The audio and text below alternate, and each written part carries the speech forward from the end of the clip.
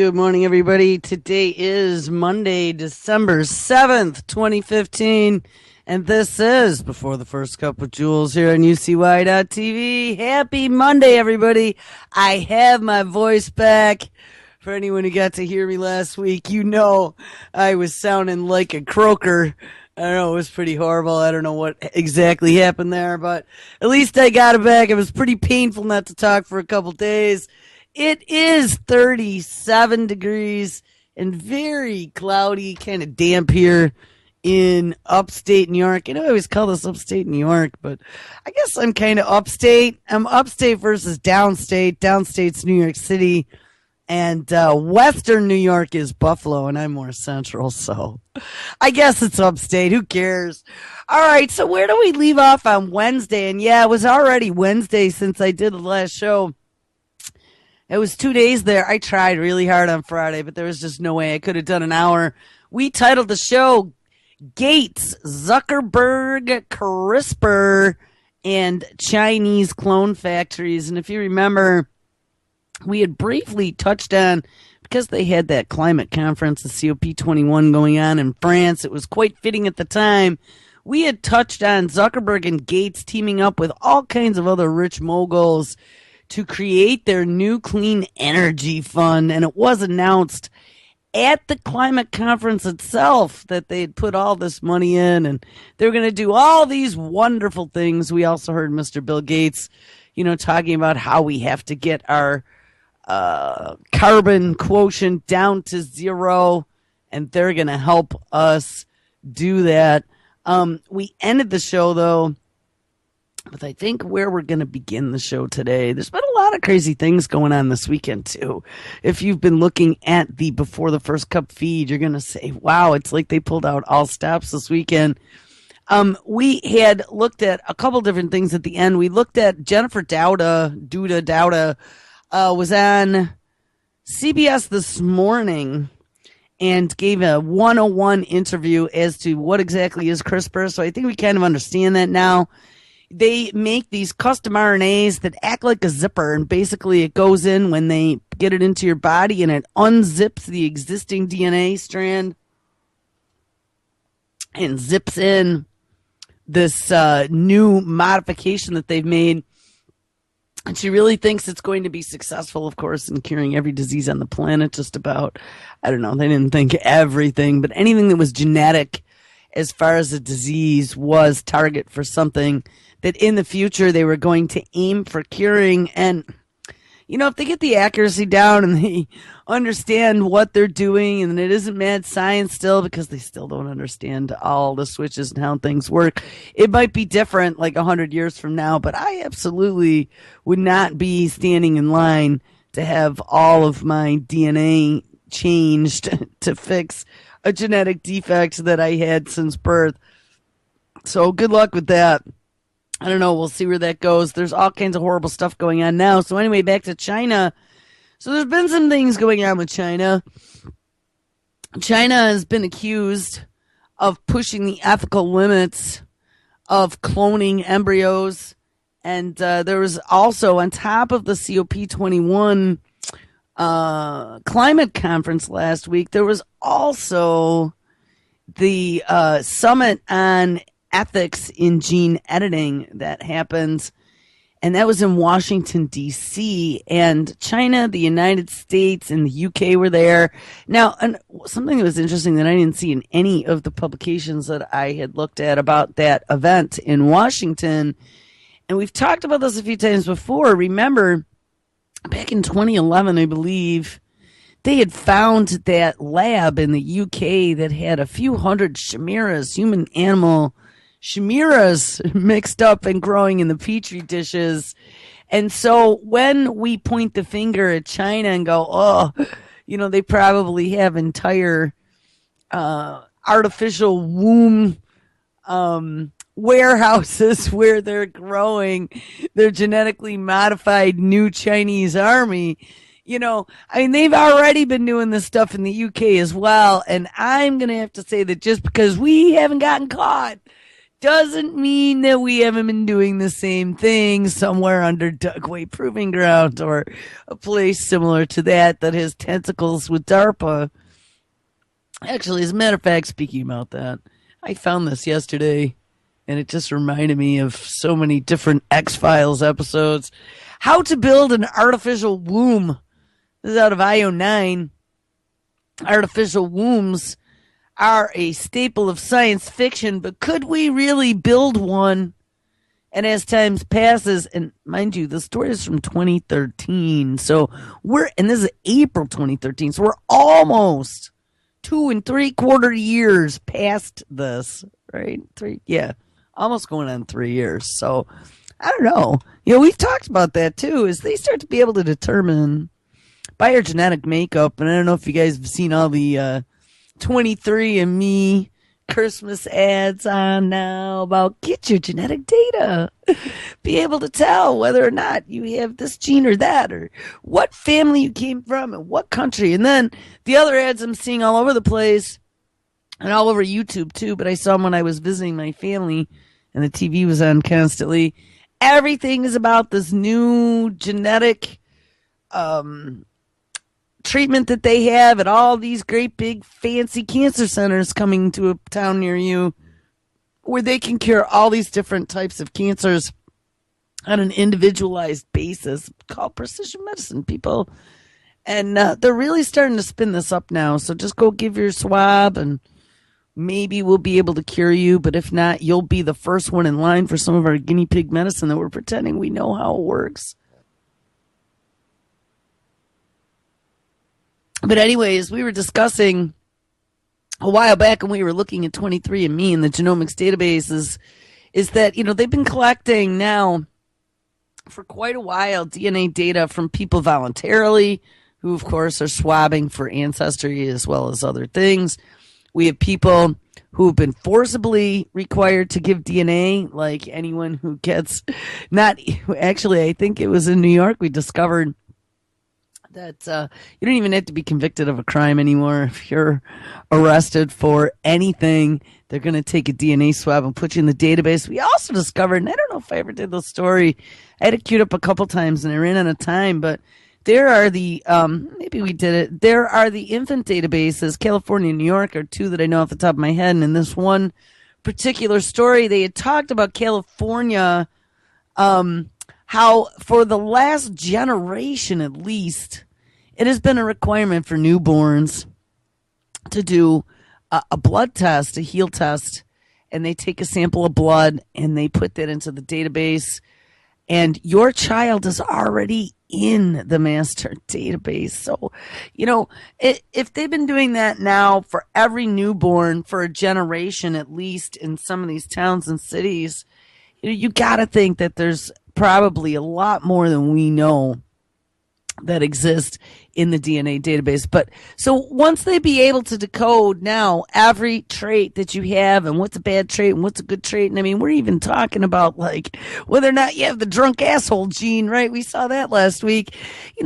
Eventually, and when we look at epigenetics and how, stress and eating bad and watching porn, I don't know, all affect your genes that you're going to be able to pass down to your progeny.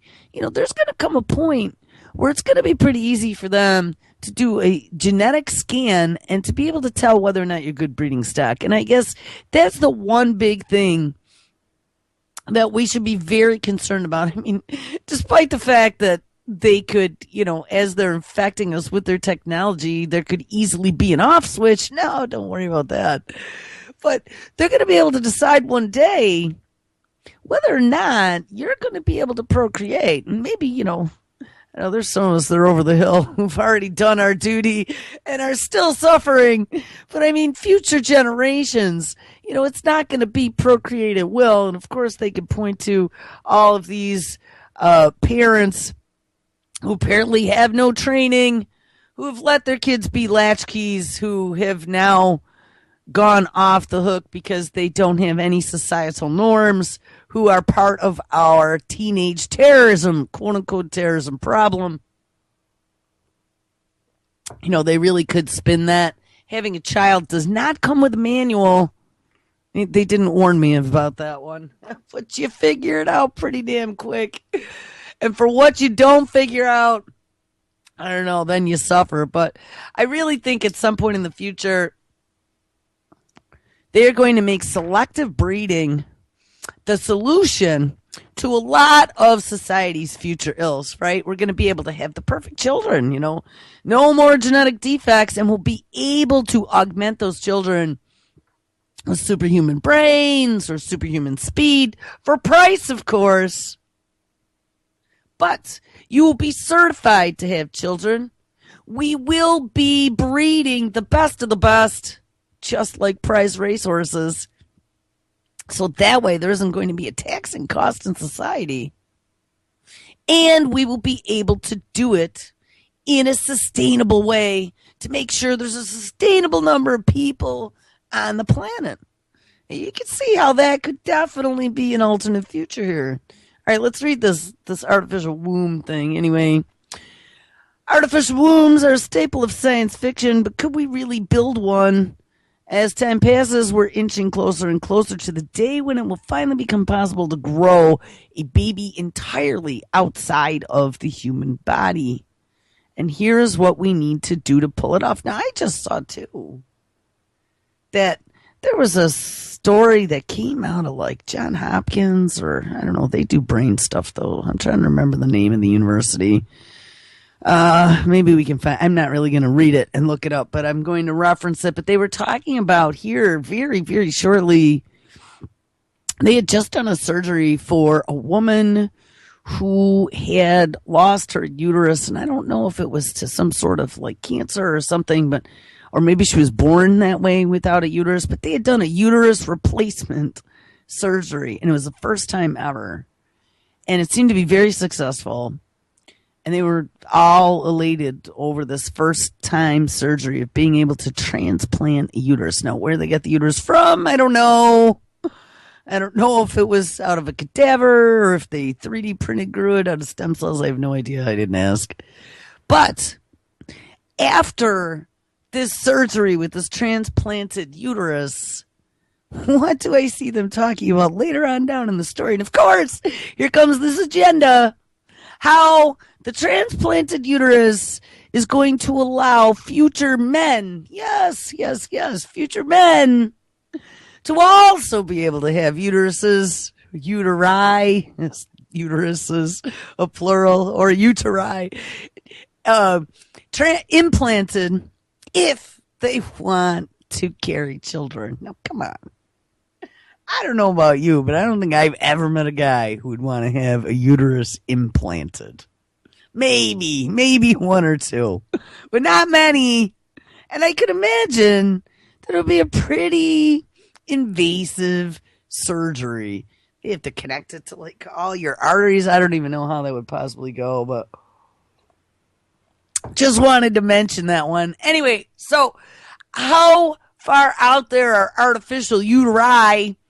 Honestly, I don't think in the lab it's too far away. And they have some sort of like cryo container with fluids in it and all kinds of googly wires. I'm sure that they could probably grow some sort of fetal organism in some super fluid to make it develop. We have no idea what is going on in some of these super secret multi-billion-dollar labs that we know that exist out there.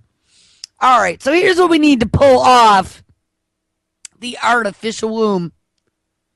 More than just an incubator, a fully functional artificial uterus will be substantially more complex than the modern incubator, a clunky and somewhat obtrusive device that provides a premium with oxygen, protection from the cold, hydration, and nutrition via intravenous catheter, and adequate levels of humidity. Even in the best of cases, the current state of the art does not allow for the viability of outside the womb until mid or late second trimester. Prior to that, a mother's womb is the only question, and quite obviously, the future incubators or a full-blown artificial uterus will push the limits of viability further and further until the entire gestational cycle can happen outside of the body.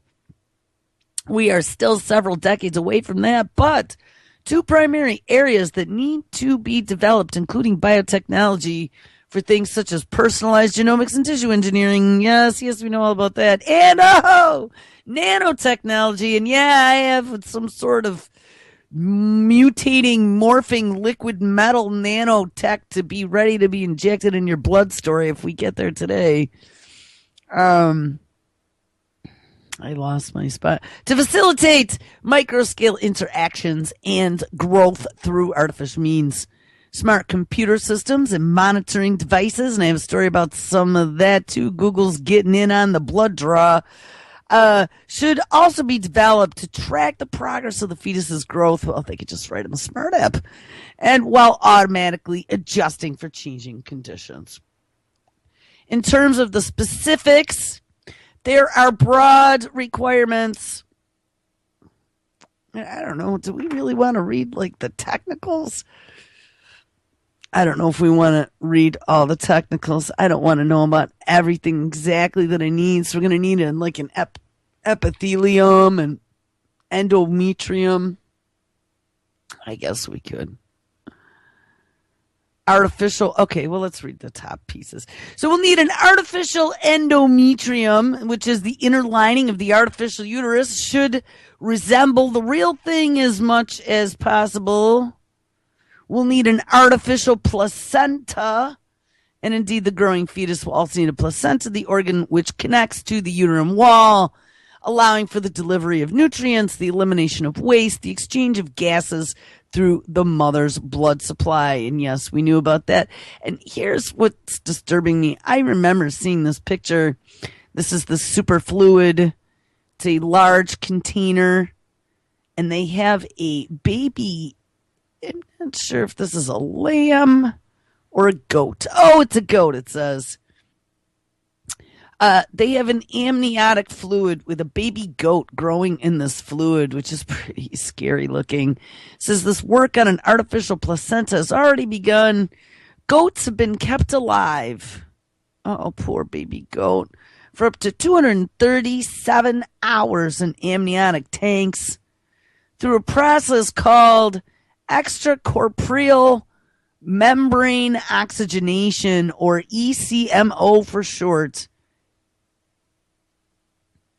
They also need some synthetic amniotic fluid, dismissed as unimportant by biologists for many years. The fluid that fills the amniotic spaces is a complex and dynamic milieu. It changes as the pregnancy progresses, and it is critical to fetal well-being. So they'll have to come up with that. Temperature regulation, proper stimulation. And I'm sure that that has a lot to do with, while you're carrying around the developing fetus, that baby can hear and feel all your movements, as well as all your talking and your interactions, any type of social media, music, any type of moving. So to be stationary in a silent lab, let's say, how is that going to affect the development of this artificially grown organism? Who knows? But yes, proper stimulation. I would say there should be some sort of artificial, like mommy sounds going on, including the heartbeat. Remember, they can hear your heartbeat and breathing also. Microbiome stimulation, which, this is when the baby is born. They, of course, are exposed to the microbiome as they are passing out through the birth canal. And it ends up in the baby's gut, where it helps them digest food, regulate bowels, develop their immune system, and protect against infection.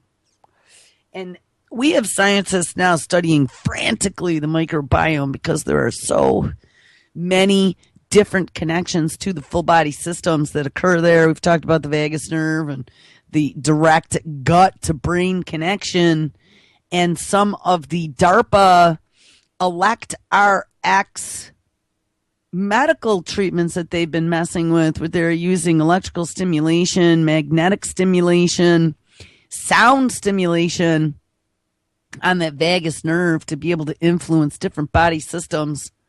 That then, of course, that microbiome and the organisms that live within that microbiome have a direct influence upon. So how long is it going to be before we have an artificial womb and we no longer not only don't need mothers and fathers, and I don't know if I did this story either, but there was a story not too long ago that talked about they were able to flip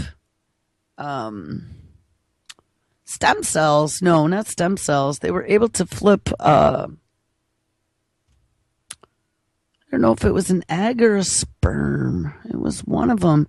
But they could flip sex now on the actual cells themselves. So, I mean, so we could choose sex. We could mix them in a dish. We could put them in an artificial womb and we can grow them. I mean, is there really any need left?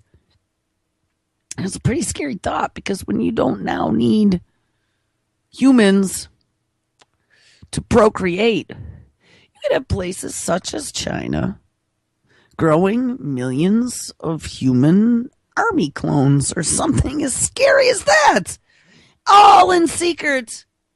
You know, we might be over there looking for weapons of mass destruction, but are we really looking for the bunker that's got a room full of clones in the basement? Probably not. And that leads me to this next story that we kind of read on last Wednesday, but let's kick it off here because there's a lot scarier stuff to come. Is human cloning here?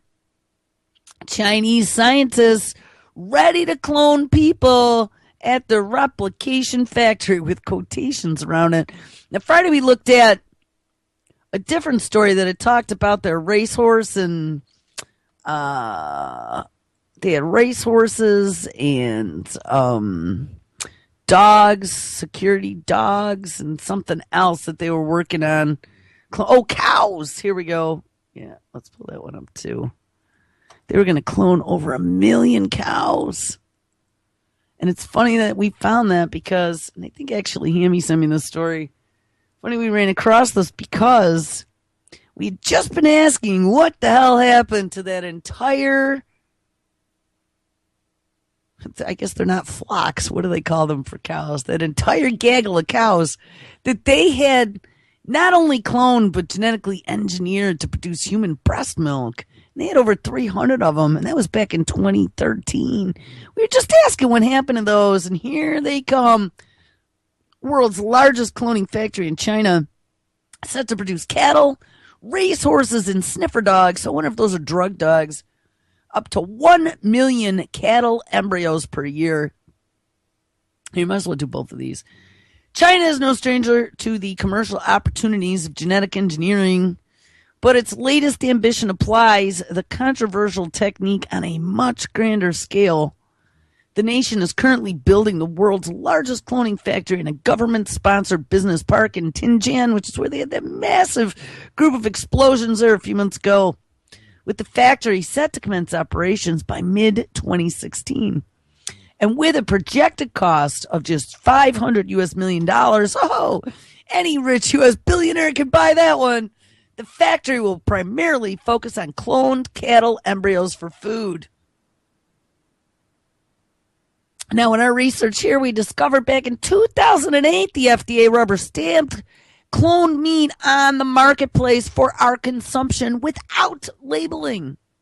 If you don't believe me, search back through the Before the First Cup archive on YouTube. You're going to see like cloned beef, GMO cloning. We did a whole series on those. Go into the notes of the shows because all the links are there to the stories that talked about that. And actually, that was all over mainstream news and everything back in 2008. It was approved lock, stock, and barrel. And it could be out there. And the head of the USDA, when asked in an interview how much cloned meat is on the market, said he has no idea. And remember, the only meat that was not approved for our consumption on the market was sheep because of Dolly. But everything else was pretty much approved. All right, anyway, back to the story. The 14,000 square meter facility being led by a Chinese company called Boya Life Group. Boya. I said like Chef Boyardee. Boya, Boyalife, Boya Life Group, is expected to produce 100,000 cattle embryos a year initially, eventually increasing to 1 million, which could see it becoming responsible for 5% of China's annual premium cattle market. So it sounds like they're just doing this for China. But 1 million, that's a lot of cloned cattle. Cloning technology is already around us. It's just that not everyone knows about it, says Zhu Jianchun, the company's CEO, as reported by Owen Wu at the New York Times. Well, apparently Zhu Jianchun is saying exactly what I've been saying. No, it's been going on for a long time, and it's just in some deep, dark, scary basement that they've been doing this shit. But now the cat's coming out of the bag. I mean, this is some pretty scary stuff, and this Zhu Jianchun says, quote, and I can tell you that cloned beef is the tastiest beef I've ever had, unquote. Oh! So there you have it, right out of the cloner's mouth, and he's been eating his own cloned beef. According to Zhu, the production of cloned beef will help bolster the Chinese food industry, with local farmers struggling to produce enough livestock to meet market demand. And of course, yes, it's this increasing population. And you know, the thing that's interesting about China tackling this is that one of the things that we've been reading about, I mean, this might not be a bad thing for China, let's say. I know I don't want to be eating this stuff, but we probably already are and just don't even know it. But China, you know, we've had some competition, especially with this quote-unquote global warming or natural disasters happening everywhere that are affecting the crops over the last 4 years or so. We've been having all kinds of grain shortages and things. You know, they've been letting some of the silos go empty. They've had to cull some of the animals. I know there was a big culling of cattle last year or the year before, right at the end of the season, because there were droughts and whatever, and they couldn't produce enough food. But we have these stockpiles, these nation stockpiles, and when the grains go on the market, there's bidding for those grains that happen. And China was one of the big bidders that was taking up a lot of the free-flowing grain on the market to feed their growing population. So having a big clone factory to pump out 1 million cows a year to feed their people isn't necessarily a bad thing. Like I said, keep it the hell away from me. I don't want any. I really don't care. And I would be more worried about them cloning people or making like some sort of killer. I mean, cows are very docile animals. But you know what? What if they turned it into Franken cow or X cow? You know, with these big steel horns. You know, my friend was showing me these longhorn cattle. And their horns are like 8 feet long or 10 feet long, something like that. We don't have longhorn cattle up here in New York, but I've seen pictures of them. Could you imagine a stampede of longhorn genetically modified Chinese cattle arriving on a sailing ship? You know what I mean? Pulls into the port of San Diego and the gates come down. We have the invasion of these Frankenstein cows. I mean, I know it sounds ridiculous, but is it really? Maybe it's not cows. Maybe it's baboons or hyenas that like rip people to shreds limb from limb. You know, with like infrared eyes, cameras built into them. I mean, the cows in particular for beef is not what is alarming to me. It's the implications that we have a factory that is large enough to produce 1 million cattle a year in China by some Zhu Xingchong mad scientist who owns it. And they could be doing anything that they want. Do we have UN inspectors? Do we have ethics inspectors going to China to investigate what they're doing in their super secret laboratories? With their mad science gone mad scientists? No, we don't. We have conferences in D.C. for 3 days going, oh, don't you be genetically modifying humans. Shame on you, China, that you've already been messing with that. And China's going, but, we don't have a generation of women. We had to grow women so our boys could have wives. This is some very scary shit. All right, let's continue on. So, anyway, he's saying it's the tastiest beef he ever had. Woohoo! One reason we have had so much low-quality beef is because we haven't applied clone technology, says Zhu. This is the only way to allow Chinese and many other people in the world, oh, ding, ding, they're going global, to enjoy high-quality beef in an efficient manner. And someone had suggested to me yesterday that they might be a prime producer in the future of something like a Kobe beef, which, of course, has a really nice high price tag on it and would probably justify the cost of making a perfect cloned cow. But as this becomes more and more commonplace, the price, of course, is going to get cheaper like it always does. In addition to beef production, however, this facility is also planning on cloning a range of other animals, including sniffer dogs, pet dogs, and I had seen the genetically modified. I don't remember what kind of dog it was, but they already were touting the GMO dogs, the pets that look like little tigers or something, and even racehorses. Its creators also believe the cloning factory will be beneficial for conservation purposes, saying cloning could help save endangered species from becoming extinct. This is going to change our world and change our lives, said Zhu.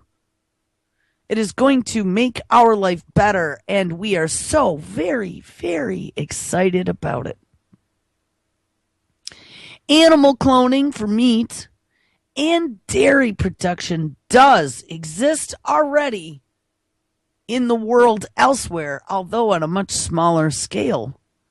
In countries like the US and the UK, cloning often requires special permits or is largely used for breeding purposes as opposed to selling for food. And when we read about the U.S. operations going on, and I thought it was that same guy, Simplot, wasn't it?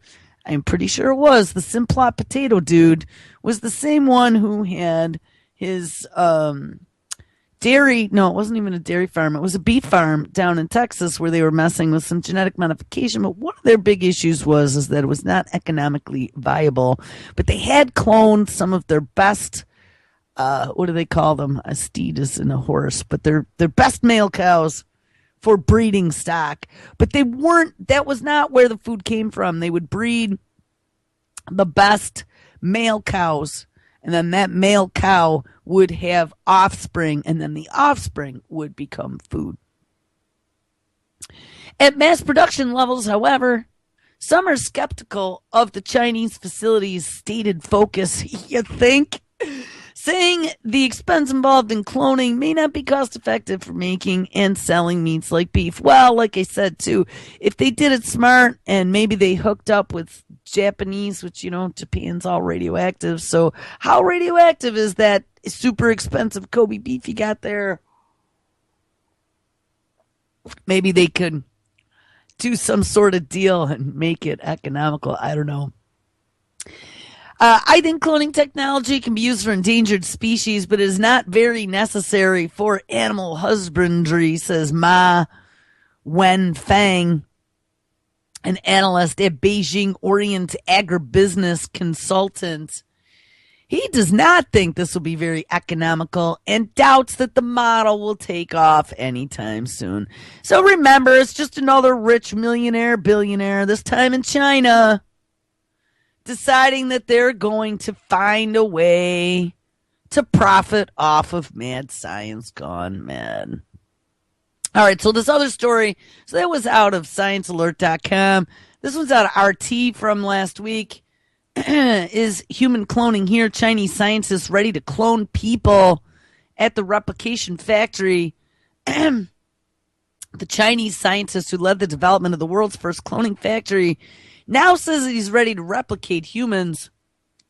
His only fear is that society is not ready to accept this, he told American Free Press. The giant cloning facility is set to open within the next 7 months and plans to be cloning 1 million cows a year by 2020. Other animals to be cloned include racehorses and police dogs. Oh, yeah, sniffer dogs. They are drug dogs. Everything in the supermarket looks good, and it's almost shiny, good-looking, and uniformly shaped for animals. We were not able to do that in the past, but with our cloning factory, we choose to do so now, says Zhu Xiangcheng to American Free Press. The Boya Life Group, which is behind the factory, is collaborating with a company from South Korea. Now, this is a new piece of information. Ding, ding, ding.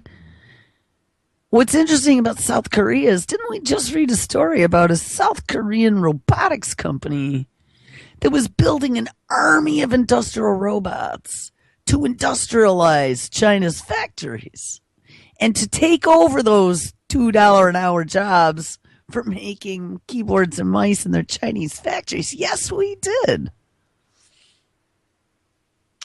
The Boya Life Group, which is behind the cloning factory, is collaborating with a company from South Korea named Soam Biotech Research Foundation, and that is spelled Soom. Soam Biotech Research Foundation. Soam has already been developing the cloning of woolly mammoths, and I talked about that. I saw a National Geographic special where they went out and they literally were inspecting the uteri. I have to look if that's the plural. They were manually, I have to tell you, it was pretty disgusting, manually inspecting the uteri of elephants on the African plain to find one that would be appropriate for transplanting a cloned woolly mammoth into. So that is really happening, by the way. Soam has already been developing the cloning of the woolly mammoths, and it has recreated dead pets for its owners. The latter is quite a lucrative market, with some people reportedly preparing to pay up to $100,000 for bringing Fido back to life as a clone. Boya Life, wouldn't that be freaky? Like, makes you wonder, would Fido, like, acquire the same traits as the original animal? Like, I know they'd look the same, but they'd genetically be the same. So would their personality develop the same? You know, would they have the same little quirks and things? I don't know. And would there be some sort of like cell memory where the animal instantly remembers you because the other one, you know, just like we discover with epigenetics, I mean, all your experiences influence and change your makeup in your body as you're exposed to things in your environment and different, you know, experiences in life. Would that happen with a clone? And is that passed down in the cloning? I don't know, but it's a pretty freaky thought. Damn, too bad I don't have an extra $100,000 to find out, though. All right, anyway, Boya Life is also working with Soam Biotech Research Foundation and the Chinese Academy of Sciences to develop primate cloning. And yes, we're going to clone primates and repopulate the forest. I'm sure that is not the next step to cloning humans. No. Says this would mean just one step further from monkeys to human cloning, says Zhu Qiaochen. Yes, well, see, I guessed his agenda. The technology is already there, and if this is allowed, I do not think that there are other companies better than Boya Life at making a better technology, he said. However, hampering the project are, those pesky ethical issues. The company says it has to be quote-unquote self-restrained to avoid a possible public backlash. Zhu is hopeful that people will change their views and let the research go ahead. Unfortunately, Currently, the only way to have a child is to have it be half its mom and half its dad. But maybe in the future, you have 3 choices instead of 1. And I mean, they already did that in the UK. There was the 3 parents embryo, or zygote, whatever. They took 3 people and they mixed them all together. Anyway, back to the story. Maybe in the future you have 3 choices instead of 1. You have either a 50-50, or if you have a choice of having the genetics 100% from daddy or 100% from mommy. This is only a choice, says the 44-year-old chief executive, Zhu. Zhu also wants to lift the veil on clothing, wants to lift the veil on cloning and dispel people's fears about it. He says, we want the public to see that cloning is not really that crazy and that scientists are really that weird, dressed in lab coats, hiding behind sealed doors, doing weird experiments, unquote. Oh, he must have been listening to the show. He's like, Joel, you're just really putting us in a bad light. We're not a bunch of freaks. Well, maybe. Maybe not. All right, I have so many stories, having my voice gone for 2 days. I was chomping at the bit, and we're about 15 minutes. Not really sure where I want to go. I think I might save. I have a whole bunch of robot stories and uploading you to the machine. Yes, there really is a startup out there that wants to do that now. I think we're going to look at a couple of these and we're going to go back tomorrow. All right, so human clones, doggy clones, cow clones. How far is it going to go? Well, as they start moving us, man, toward the machine and telling us, that we have to have a green society, and cows produce too much methane. Cow farts, right, are contributing to global warming. That we did 2 whole shows about all these newest stories of them telling us how red meat's bad for us, going to cause cancer, how my toast is going to cause me cancer with that acrylamide because I make it a little brown, and how mealyworms have enough protein, have more than enough protein as in a steak, and I could have my little desktop countertop mealyworm farm for $29.95, and they're crunchy and good on salads too. Yes. Well, gets even better than that. So as we're pushing this agenda toward the quote-unquote green climate that's going to enslave us, we also have this technological revolution going on that's all intertwined with technology, the human body, the Internet of Things, and precision medicine. All the big tech titans are investing not only in green technologies, but also in longevity. Remember all their longevity projects. Title of the one story we read was Tech Titans Defy Death.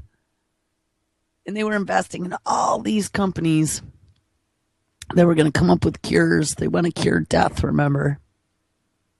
They want to be able to monitor you 24/7. This precision medicine we already have. I saw my health insurance plan for next year for $5. We used to have the copay. Way back in the day, it was a $5 copay to go to the doctor. Now it's probably like $35 or $40 just for a regular, I got a sore throat type visit. But this is the first time ever, we can go online, and for $5, I can have a telemedicine appointment with a doctor somewhere, who the hell knows where, maybe he's in India, and get my $5 diagnosis, have him electronically send a prescription to my local pharmacy that I can then go pick up in 5 minutes or less.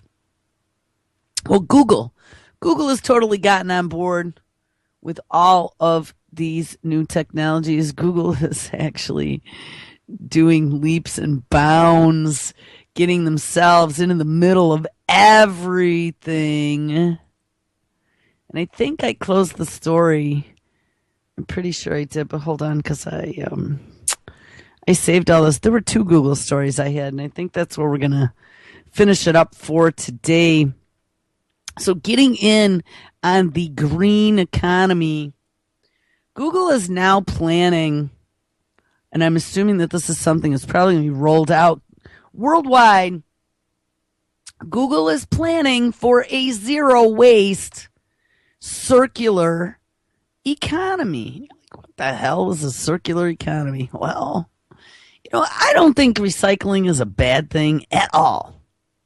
But when I have large corporations who I already consider to be intrusive in my life because they have microphones open on every browser and they're scanning my cell phone every time I talk, who knows what the hell they're doing, as they got keywords and artificial intelligence things running in the background, whatever. I mean, they got Kurzweil at DARPA. That's all I got to say. And the White House. When I have a corporation the size of Google, we are not evil, that now is going to start telling me how I run my life, what I do with my garbage. I start to get worried about this because Google no longer is really a technology company. Google is like the plumbing that is behind the evil that is crawling out of the shadows. Anyway, Google is planning for a zero waste circular economy. Don't be evil, but don't waste anything either. The current economy is built on waste. And yes, they are correct on that. I have a big problem with the disposable society that has evolved since we developed plastics, it seems to me. Dig up some materials, turn it into a product, ship it to an end user who eventually tosses it in the trash. But that is starting to change. Google is one of the latest mega corporations to commit to the principles of a circular economy, one that keeps quote-unquote technical nutrients like plastic and silicon out of a landfill and trims out the waste of water, energy, food, and land. And I mean, that's a good idea. They've been finding now all of these dumped electronic devices, not just computers, but old TVs and monitors and all this crap. They were loaded with toxic chemicals that are all sitting in landfills, that are all leaching into water tables. In places like India, Slumdog Millionaire, where they got mountains of the shit, the kids can make a living going through garbage picking, finding circuit boards in things where they can melt it down for the solder or whatever the hell else is in there. But just know that that's all super toxic. Our goal, and this is Google, is to embed circular economic principles into the fabric of Google's infrastructure, operations, and culture, says Kate Brandt, Google's sustainability lead. So I guess they have a sustainability division. What that means is that we'll be focusing on opportunities wherever possible to eradicate waste through smart design at our data centers, in our kitchens, on our campuses, and in all we do around the world. In some ways, these are things the tech giant has already been working on. The company has repurposed hundreds of thousands of servers instead of replacing them, for example, and experimented with data centers that reuse wastewater from sewage treatment plants. Well, again, very good. We talked about that with the NSA. When the NSA's big data center was taking millions of gallons a day to cool all their servers off, yet they are approving toilet to tap in drought-stricken California and allowing the frackers to frack over clean water aquifers. I was like, what? Why would you let data centers and frackers use fresh water and the people drink toilet water? Use that brown water to cool the servers and to frack. Doesn't make any sense whatsoever. So I got to give Google kudos for that at least. And the repurposing the hundreds of thousands of servers, well, you know what? That's pretty good too. But instead of replacing them or throwing them away, I mean, another thing would be, why don't you give them to a school? I'm sure Google server is way better than anything we have at a school. I'm still running machines here that are 12 years old, like the one I'm talking on right now. And these things have long since been pulled out of production in a business environment, long since been written off and quote unquote destroyed. And there's still functional machines that didn't go to a landfill that have 22,000 upgrades on them. And you know what? And they still work. So why get rid of them is what I say. I always can use an old server for something. It says, but now Google wants to go further. In a new partnership with Ellen MacArthur's Foundation, a nonprofit that helps companies transition to the circular economy. I think we got to find out who the Ellen MacArthur Foundation is. They plan to go big. The way that they'll work with us is to really understand the business and then understand how circularity can be applied to take the efforts to the next level, says Brandt. The company will choose 2 flagship projects to work on over the next year. We think our infrastructure, operations, and our culture are all places where we can really embed this and really innovate. And eventually, it's possible they'll build tools for others trying to eliminate waste. And you know that's where this is going. Google, of course, is eating their own dog food right now, as my old boss John would say. They're trying to figure out how to get it done. They got a consultant coming in, going to help them write that little business plan on how to be circular and green. And then they're going to come apply that to the rest of the world and teach everybody else how we got to run a circular green economy. Again, this is all about getting rid of the carbon and the garbage. And again, it's not a bad thing. I don't think we should be chucking hard drives everywhere. And this is actually a good thing. Somebody's going to be able to profit from this, I'm certain. We're a company that has solved hard challenges on a global scale, driving every road and mapping it and putting every book online for free, says Brandt of Google. We get excited about these challenges that ultimately make people's lives better and that we can apply to some of our skills at Google. And what is so exciting about circularity? Well, the technology is a key enabler of the shift toward a regenerative circular economy, and Google's commitment to the circular economy innovation represents an immensely important opportunity to scale up the transition at a global level to achieve the system transformation needed for our economy to work in the long term. And we're going to talk about our economy tomorrow because I found a couple stories now discussing robots, about what's going to happen once we are no longer an economy that produces things. And that we will discuss tomorrow. And again, this is all this future, COP21 stuff. I mean, they're talking about how to bring out all the greenhouse gases and be green and whatever. Well, this is all a part of this. Shifting to a circular economy, cutting out everything from food waste to upcycling materials to eliminating wasted resources like cars or offices that often sit empty. Yeah, like Google's self-driving cars. Now you don't even need a car. Hey, why waste money on that car that sits in your driveway doing nothing?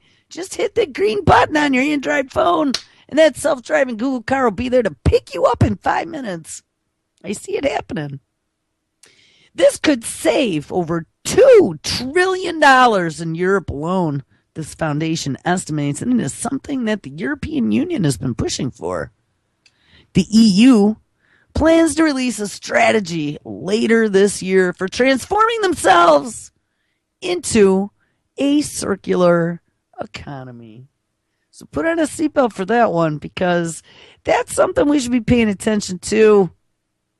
All in the name of green. And I guess, here we go, one more thing about Google. So don't worry about it.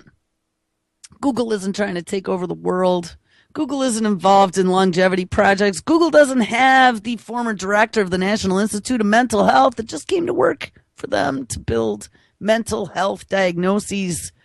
Smartphone apps, no. But Google did, which yes, they did. Google also just filed a patent for a watch that takes your blood without needles. Now, when did I say that? Oh, months ago. I said, you watch, you're going to get one of these little Fitbits. They're going to be putting all your information online and being able to bag, tag, and track you. Yes, little nanobots in your blood. Like they said, to be able to diagnose and treat disease. Well, here it comes. December 7th, 2015, ScienceAlert.com. Google has filed a patent for a smartwatch that can take a small sample of your blood without the use of needles. And, of course, it can help those diabetics more easily monitor their blood glucose levels throughout the day. Yes, it's always for helping somebody. Current diabetics need to finger prick and use a blood glucose meter multiple times a day. And, yeah, I was gestationally diabetic when I was pregnant, so I had to do that. It's not that big of a deal. But based on the limited information we have so far, Google's smartwatch-like device looks poised to replace that system with something less painful and more automatic. And trust me, a little pin prick in your fingertip, if that hurts, well, then you better check your pain tolerance. It really doesn't hurt. It's just a little twang. Given that the intervention is still in the patent phase, Google is remaining tight-lipped about exactly how the device works, what it might be used for, or even if or when it'll get made, but it has provided a little bit of insight into the process. The patent application reveals that the device first sends an abrupt surge of gas into the barrel containing a microparticle, which then punctures the skin to produce a small drop of blood, and then this blood is sucked into a negative pressure barrel where it can be used for further testing. Oh, Google's gonna be taking our blood through Google Watches. All right, guys, well, make sure you stick around because it is Monday, and if you can even believe it, my time is about up. Ms. Lonnie Clark is up next. She has an awesome interview that she pre-recorded for us yesterday from some people living in St. Louis, so that is coming up. There we go. And all kinds of great radio here Monday night. Brand new Truth on the Tracks tonight at 9 p.m. Eastern. And Nick Barnaby.